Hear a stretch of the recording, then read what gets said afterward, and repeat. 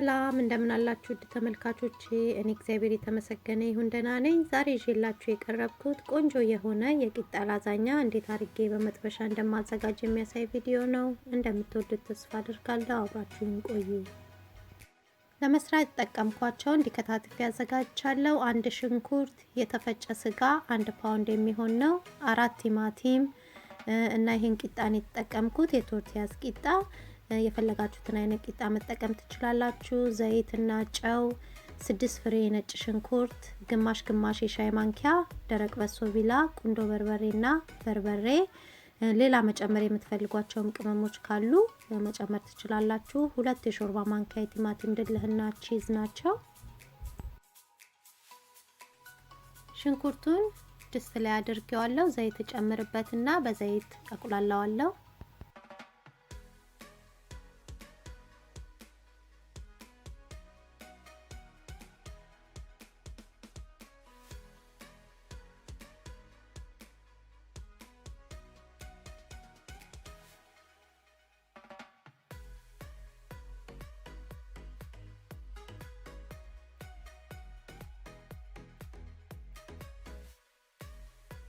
ይሄንን ያህል እያማሰልኩኝ ጠብሻዋለሁ። አሁን ከለሩ ቀላ ወደ ማለት ሲል ነጭ ሽንኩርት ጨምርበታለሁ።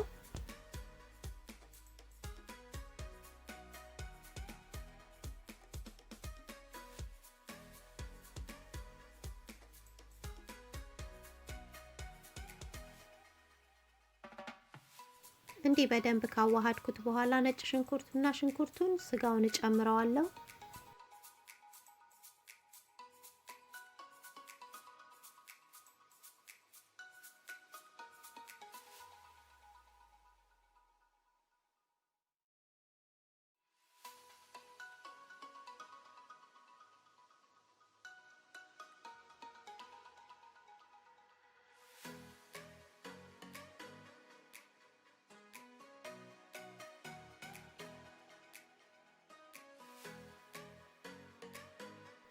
እንዲህ በደንብ ካዋሃድኩ በኋላ ከድኛ ያበስለዋለሁ። ያው በመሃል እየከፈትኩኝ አማስለዋለሁ።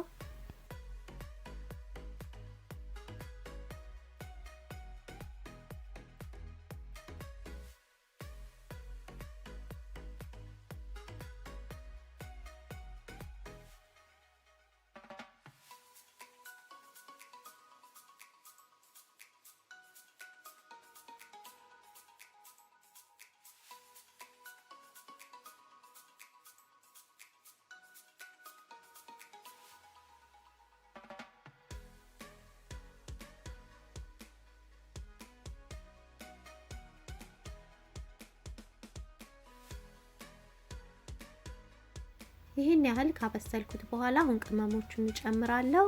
ያው ሌሎች የምትወዷቸው ቅመሞች ካሉ መጨመር ትችላላችሁ ማለት ነው። የሚበቃንን ያህል ጨውም እንጨምራለን። ከዛም በደንብ አድርገን እናዋህደዋለን።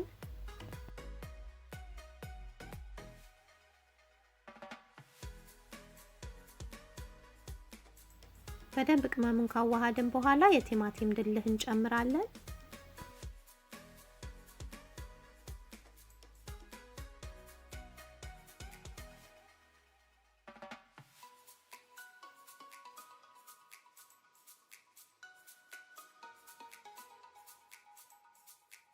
ከዛም ቲማቲሙን እንጨምርና አብረን እናበስለዋለን። ቲማቲሙን እኔ ትንሽ አድርጌን የከተፍኩት፣ ከፈለጋችሁ መፍጨትም ትችላላችሁ።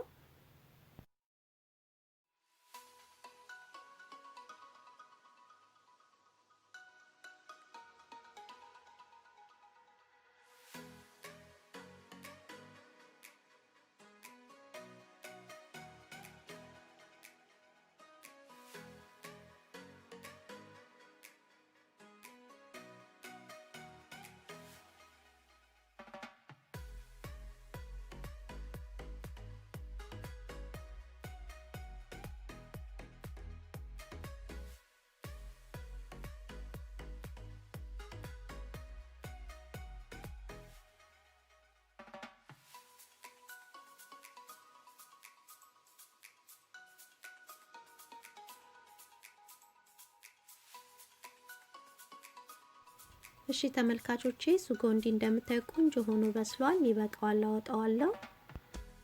የምሰራበትን መጥበሻ እንዲ በዘይት ቦርሻዋለሁ። በኋላ ስገለብጠው በቀላሉ እንዲገለበጥልኝ እና እሳቱን አንለኩሰውም። እሳቱን ሳንለኩስ መጀመሪያ እናዘጋጃለን። ከስር እንዲ እንደምታዩ ቂጣ አድርጌያለሁ። ከላዩ ላይ ስጎውን ጨምርበትና እንዲ በማንኪያ አስተካክለዋለሁ። ከዛም ቺዝ ከላይ አደርግበታለሁ። ከላዩ ላይ በቂጣ ሸፍናለሁ እና እንዲህ ያደረኩኝ ስጎውን ቺዝ ቂጣ ያደረኩኝ ስጎ የሚችልልኝን ያህል እደራረበዋለሁ ማለት ነው።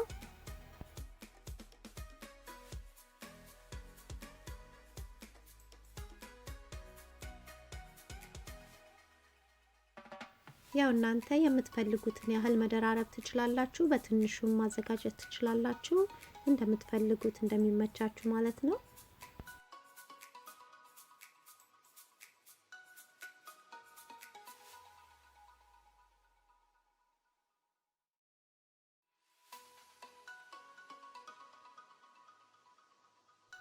ይሄ የመጨረሻው ቂጣ ነው። ከዛም ጫን ጫል ነውና ክዳን ከድኜ እሳቱን ለኩሰዋለሁ።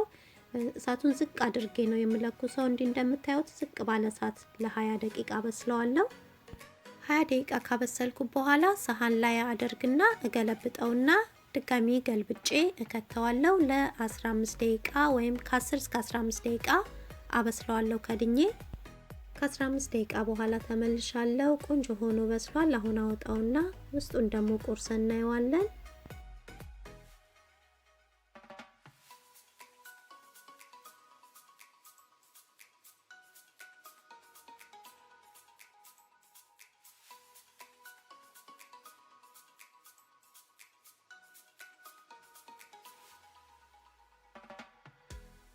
እሺ ተመልካቾቼ ይሄው ውስጡ ይሄን ይመስላል። በደንብ ቆንጆ ሆኖ ነው የበሰለው። በጣም ነው የሚጣፍጠው፣ በጣም ነው የሚያምረው።